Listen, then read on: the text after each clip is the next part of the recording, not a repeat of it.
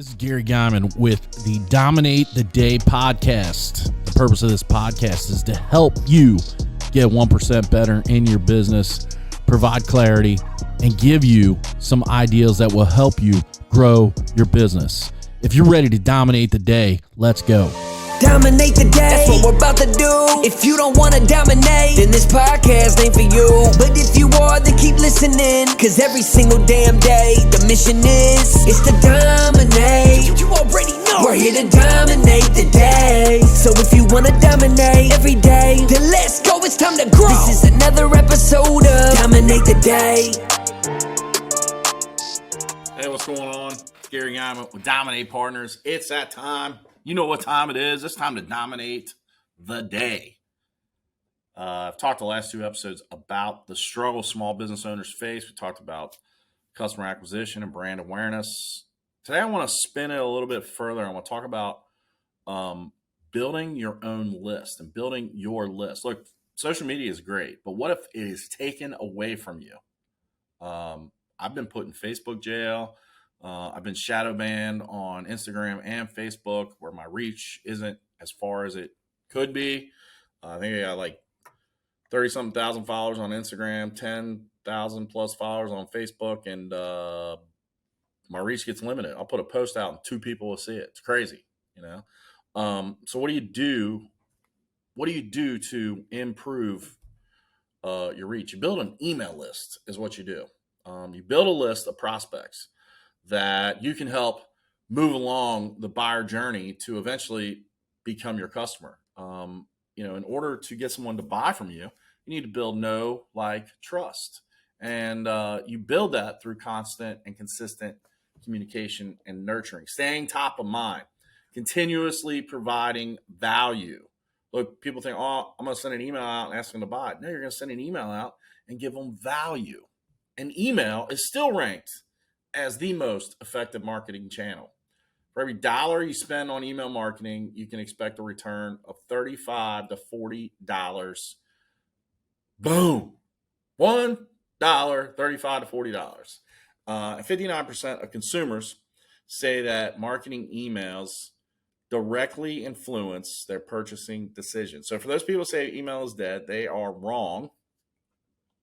However, despite how effective email is, most email or most companies with an email marketing database lose 22% of their list every single year because they're not updating it.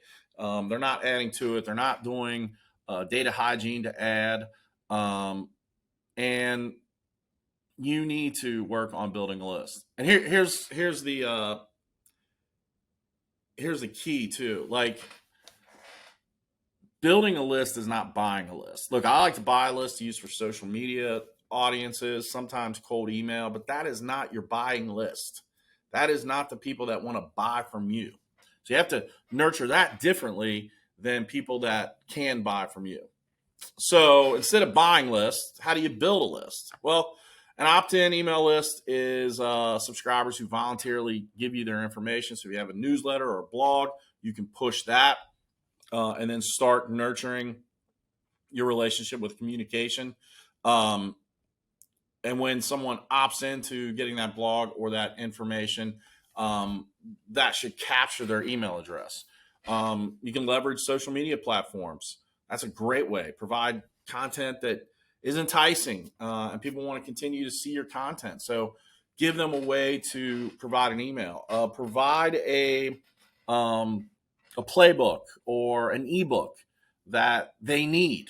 I follow a guy who lost 100 pounds basically through diet, and he pushes out a recipe PDF ebook, and he charges, I think, $39 for the book. Now, he wants you to buy his coaching. His coaching is $100 a month, but he starts off with a one-time purchase of $39. You give him your email, and then all of a sudden, he's sending you videos on a daily basis in your email. Boom, bada bing. He got you to buy once, and then he sends you content. And that content, while at the end there's a hook to try to get you to buy, this content is all about helping you develop a mindset to get into weight loss. And so relate it to your business. Think about things that you can offer your customers that will get them in the mindset of using the things that you need and needing the things that you offer so that you can dominate the day. Dominate the day, that's what we're about to do. If you don't wanna dominate, then this podcast ain't for you. But if you are, then keep listening, cause every single damn day, the mission is to dominate. You already know, we're here to dominate the day. So if you wanna dominate every day, then let's go, it's time to grow. This is another episode of Dominate the Day.